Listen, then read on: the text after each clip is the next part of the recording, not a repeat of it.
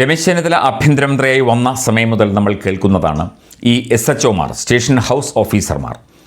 അവർ CI inspector റാങ്കിലുള്ളവരാണ്. അപ്പം SIമാർക്ക് എന്താണ് പണി?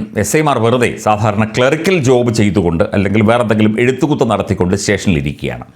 പണ്ടുകാലത്ത് ഒരു സ്റ്റേഷൻ്റെ സമ്പൂർണ്ണ നിയന്ത്രണം ഒരു SIയുടെ സബ് ഇൻസ്പെക്ടർ ഓഫ് പോലീസിൻ്റെ കയ്യിലായിരുന്നു. മാത്രമല്ല സ്ഥലം SI എന്ന് പറഞ്ഞാൽ വലിയ ഒരു ഇമേജുമായിരുന്നു, വലിയൊരു ബിംബവുമായിരുന്നു. പിന്നീട് ഈ SHO സംവിധാനത്തിലേക്ക് ഇത് മാറിയപ്പോൾ സത്യം പറഞ്ഞാൽ SIമാർക്ക് സബ് ഇൻസ്പെക്ടർമാർക്ക് പണിയില്ലാതായി. വീണ്ടും സ്റ്റേഷൻ്റെ ചാർജുകൾ SIമാരെ സബ് ഇൻസ്പെക്ടർമാരെ ഏൽപ്പിക്കാനുള്ള നടപടി വരുന്നു എന്ന വാർത്തയാണ് ഇപ്പോൾ നമുക്കറിയാൻ സാധിക്കുന്നത്. സ്റ്റേഷൻ ഹൗസ് ഓഫീസർ ചുമതല വീണ്ടും സബ് ഇൻസ്പെക്ടർമാർക്ക് കൈമാറാനുള്ള ഉന്നതതല സമിതിയുടെ ശുപാർശയ്ക്ക് എതിരെ ഇപ്പോൾ സേനയ്ക്കുള്ളിൽ നിന്ന് കടുത്ത വിയോജിപ്പും ആശങ്കകളും ഉയരുന്നു എന്ന റിപ്പോർട്ടാണ്. ഈ പുതിയ പരീക്ഷണം വലിയ പ്രത്യാഘാതങ്ങൾ ഉണ്ടാക്കും എന്ന് മുതിർന്ന ഉദ്യോഗസ്ഥർ ചൂണ്ടിക്കാട്ടുന്നുണ്ട്. അതൊരു നെഗറ്റീവ് ഇമ്പാക്റ്റാണ് ഉണ്ടാക്കുന്നത്. SIമാരെ അത്തരത്തിൽ സ്റ്റേഷൻ ചുമതലകൾ ഏൽപ്പിക്കുന്നത് ശരിയായ ഒരു രീതിയല്ല എന്നാണ് ഉന്നത പോലീസ് ഉദ്യോഗസ്ഥരും അതിൻ്റെ ആ ഒരു സമിതിയും വ്യക്തമാക്കുന്നത്. മുമ്പ് SIമാർ സ്റ്റേഷൻ ഭരിച്ചിരുന്ന കാലത്ത് കസ്റ്റഡി മർദ്ദന പരാതികൾ വ്യാപകമായിരുന്നു. 2016-17 കാലഘട്ടത്തിൽ ഇത് പരിധി വിട്ടപ്പോഴാണ് ഇൻസ്പെക്ടർമാരെ SHOമാരാക്കാൻ സർക്കാർ തീരുമാനിച്ചതും അതിലൂടെ കസ്റ്റഡി പീഡനങ്ങൾ വലിയ അളവിൽ കുറയ്ക്കാനായതും. ഇത് വീണ്ടും പഴയ രീതിയിലേക്ക് എത്തിയാൽ ലോക്കപ്പുകളിൽ മൂന്നാം മുറ തിരിച്ചെത്തിക്കാൻ മാത്രമേ ഉപകരിക്കൂ എന്ന ഭീതി ഇപ്പോൾ വ്യാപകമായിട്ടുണ്ട്. പുതിയതായി നേരിട്ട് നിയമനം ലഭിക്കുന്ന ഭരണപരമോ നിയമപരമോ ആയ പ്രായോഗിക പരിചയമില്ലാത്ത SIമാർക്ക് ഈ പദവി നൽകുന്നത് ഭരണപരാജയത്തിനും കാരണമാകും.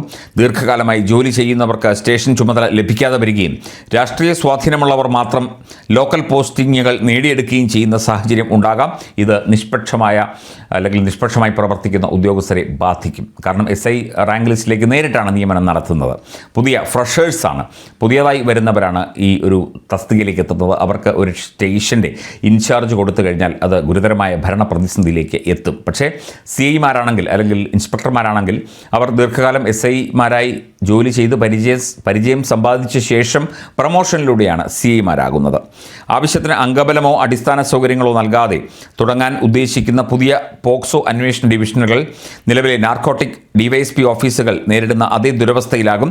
നിലവിലെ ഇൻസ്പെക്ടർ SHO സംവിധാനത്തിൻ്റെ പോരായ്മകൾ പരിഹരിക്കാൻ ഇൻസ്പെക്ടർമാരെ സ്ഥലംമാറ്റ അധികാരം റേഞ്ച് DIGമാർക്കോ ജില്ലാ SP മാർക്കോ നൽകിയാൽ മാത്രം മതിയാകും എന്നാണ് പോലീസ് സേനയ്ക്കുള്ളിലെ അഭിപ്രായം. ഇത് രണ്ടഭിപ്രായവും വരുന്നുണ്ട്. SIമാർക്ക് ചാർജ് കൊടുക്കണം എന്നൊരഭിപ്രായമുണ്ട്, SIമാർക്ക് ചാർജ് കൊടുക്കരുത് എന്ന അഭിപ്രായമുണ്ട്.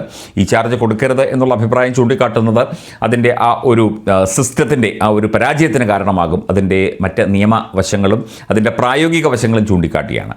പക്ഷേ SIമാരെ ചുമ്മാ ഇരുത്താനും പറ്റില്ല എന്നുള്ള മറ്റൊരു കാര്യം കൂടിയുണ്ട്. SIമാർക്ക് പ്രത്യേകിച്ച് ജോലിയൊന്നുമില്ല. CI പറയുന്നതനുസരിക്കുകയോ അല്ലെങ്കിൽ പ്രതിയെ പിടിക്കാൻ പോവുകയോ അന്വേഷണത്തിന് പോവുകയോ പരിശോധനകൾക്ക് പോവുകയോ മാത്രമാണ്. SI എന്ന് പറയുന്ന ആ ഒരു തസ്തികയ്ക്ക് പ്രത്യേകിച്ച് ഒരു അധികാരവുമില്ലാത്തൊരവസ്ഥയിലേക്ക് അത് തുടരുകയും ചെയ്യും. അതും ഒരു ബുദ്ധിമുട്ടാണ്. SIമാർ അവർ നിഷ്ക്രിയരായി മാറും. അവർക്ക് പ്രത്യേകിച്ച് ജോലിയൊന്നുമില്ല, ഉത്തരവാദിത്തമൊന്നുമില്ല. അപ്പോൾ പിന്നെ തീർച്ചയായിട്ടും അവർ നിഷ്ക്രിയരായി മാറാനുള്ള സാധ്യതയും ഈ ഒരു സംഭവത്തിൽ ചൂണ്ടിക്കാട്ടപ്പെടുന്നുണ്ട്.